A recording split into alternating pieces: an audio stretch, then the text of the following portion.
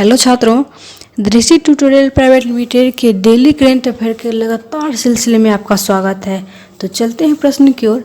हरियाणा सरकार ने सार्वजनिक स्थलों पर मास्क न पहनने व थूकने वालों पर कितने रुपये जुर्माना लगाने का प्रावधान किया है?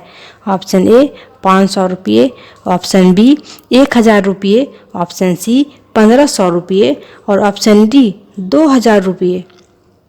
छात्रों, हरियाणा के गृह मंत्री अनिल विज ने कहा कि राज्य में कोरोना लॉकडाउन के इस दौरान में मास्क न पहनने और सार्वजनिक स्थलों पर थूकने पर 500 रुपये का जुर्माना देना पड़ेगा।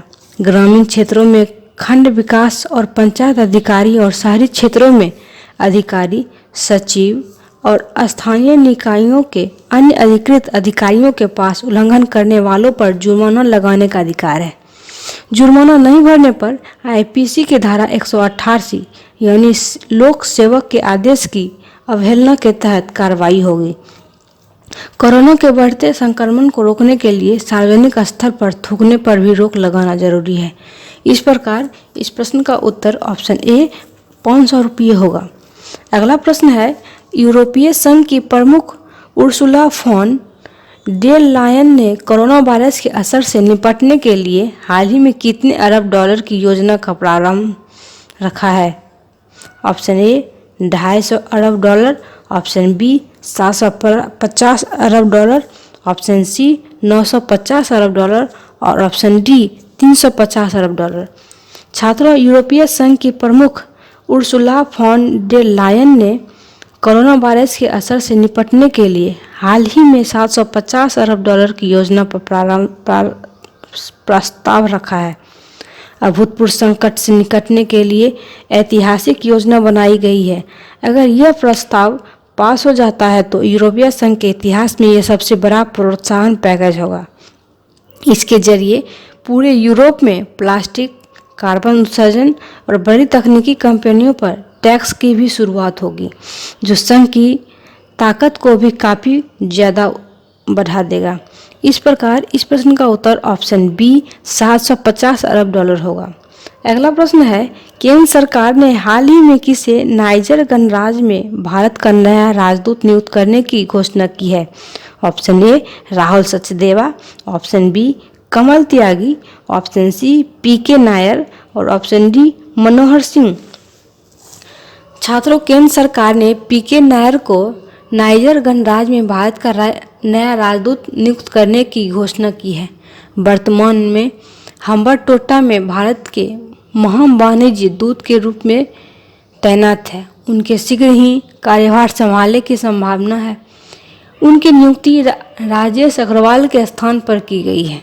इस प्रकार इस प्रश्न का उत्तर ऑप्शन सी पीके नायर होगा। अगले प्रश्न की ओर चलते हैं।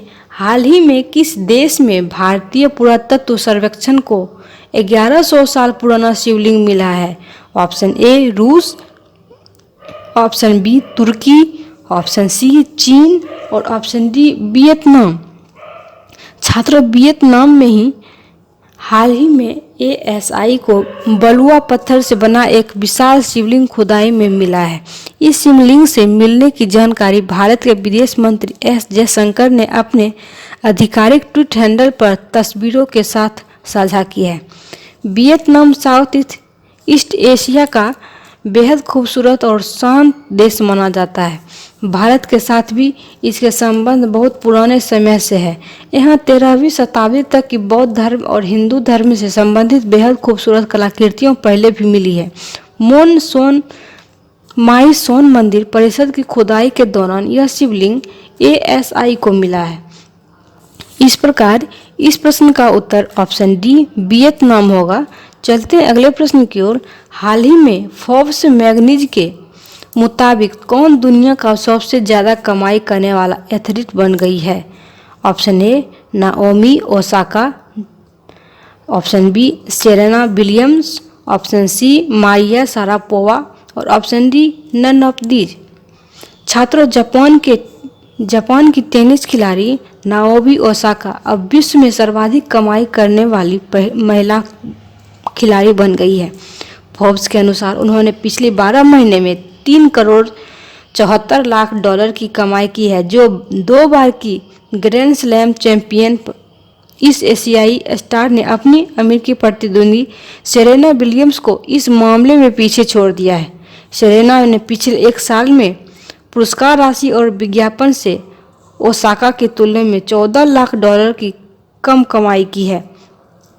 इस प्रकार इस प्रश्न का उत्तर ऑप्शन ए नाओमी ओसाका होगा। चलते हैं अगले प्रश्न की ओर।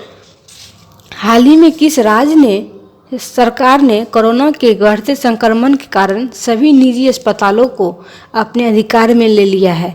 Option A Bihar, option B Jharkhand, option C Maharashtra और ऑप्शन डी पंजाब।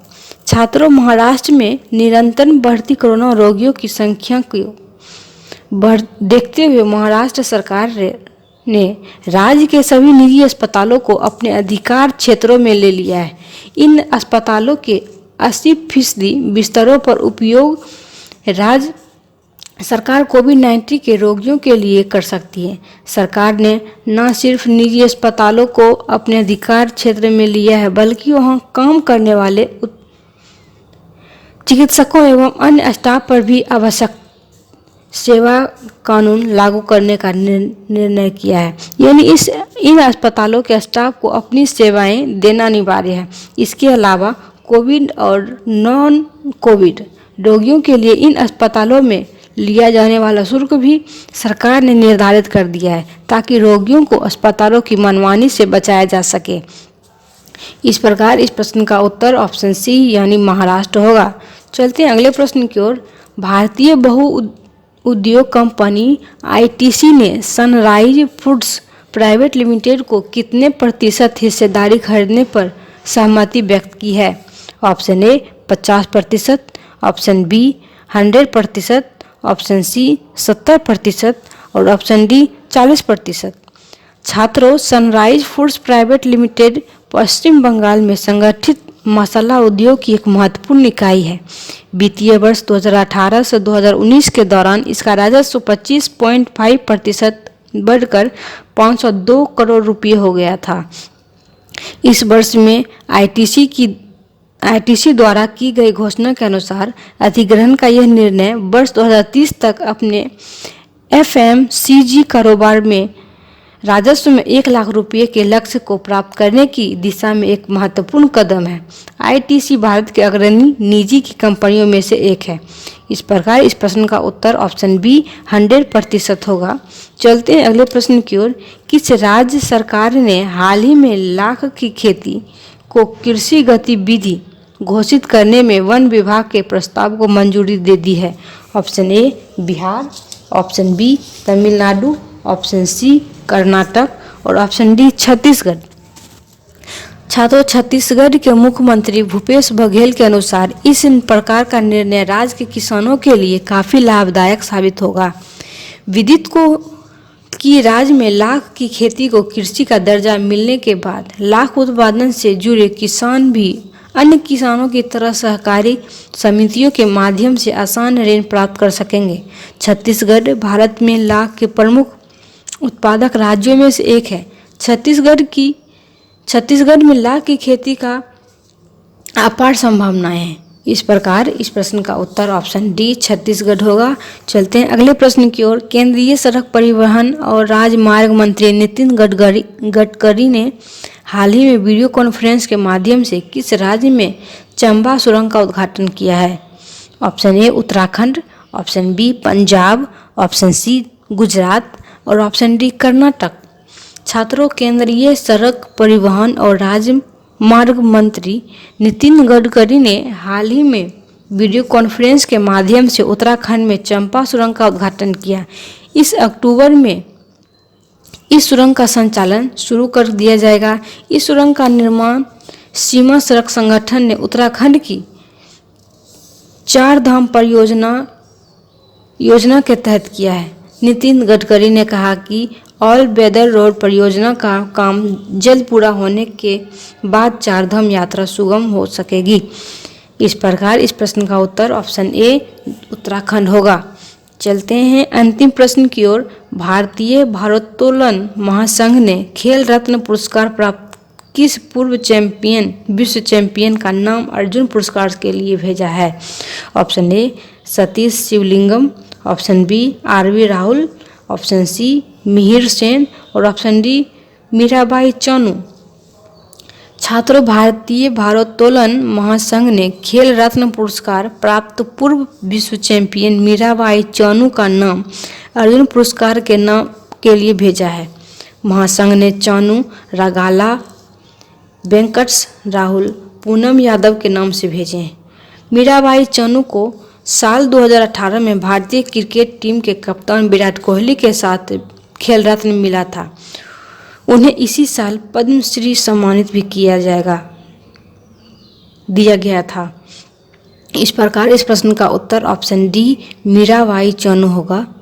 छात्रों, इस प्रकार आज का सेशन यही समाप्त होता है। अब हम मिलेंगे अगली वीडियो में, तब तक के लिए धन्यवाद।